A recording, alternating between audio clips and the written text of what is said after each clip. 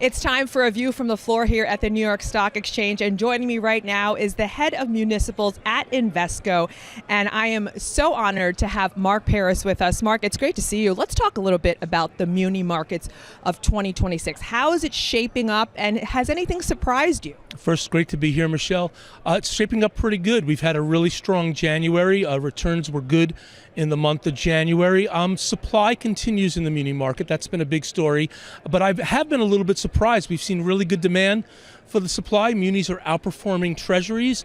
And I think Munis are still, when you gross up the yields, I think you'll see that Munis are one of the cheaper investments out there when you compare them to corporate bonds, Treasuries, and high-yield corporates. How are broader macro factors, rates, fiscal policy, inflation, how are they filtering through the Muni markets today? Yeah, it absolutely matters in the municipal bond market too. Obviously, you have a world where inflation's been a little bit all over the place, but the economy's strong, and that's really good for muni fundamentals. We do have a very steep curve in the municipal market, and that's one of the things that has come out of this last bunch of economic data. But that's a good thing because there's a lot of value on the long end right now. We think the long end's cheaper than it's been in the last couple of years, and you start to gross up those tax-exempt yields. It's really exciting. So a nice steep curve in a good economy. We see this year shaping up with solid economic growth, inflation kind of in a range. We think it's a good time to own municipal credits. You mentioned the issue of tax. How are tax considerations factoring in to the current policy environment?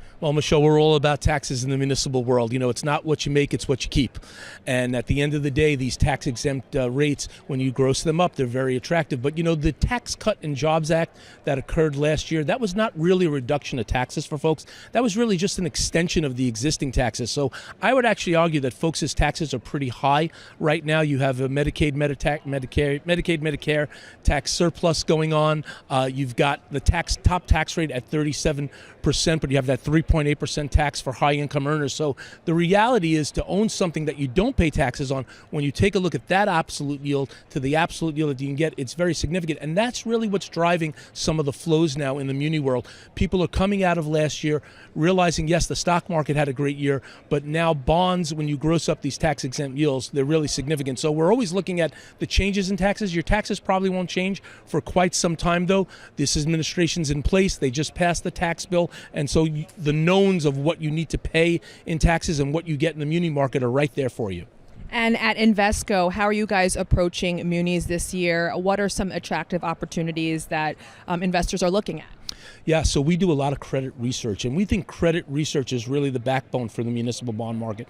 There's over 50,000 credits out there. You've got to not only know what type of credit you're buying, but where it's at. What are the demographics of that area? What is the competition for a new hospital or a senior living care? We still love essential service revenue bonds. You wake up in the morning, you turn the lights on, we own the power company. You go to brush your teeth, we own the water company. You get in your car to go to work, we probably own the bonds that for the toll roads and that you're driving through. So that essentiality of services in the municipal bond market is so key to driving a steady market, to giving people a chance to understand what they own. And you see it every day when you go out and you know what projects you own and what's going on. So, we still like airports a lot because that's been a big growing area for the market. And then just doing really good credit research on our own and understanding where the risks may be and what we really like.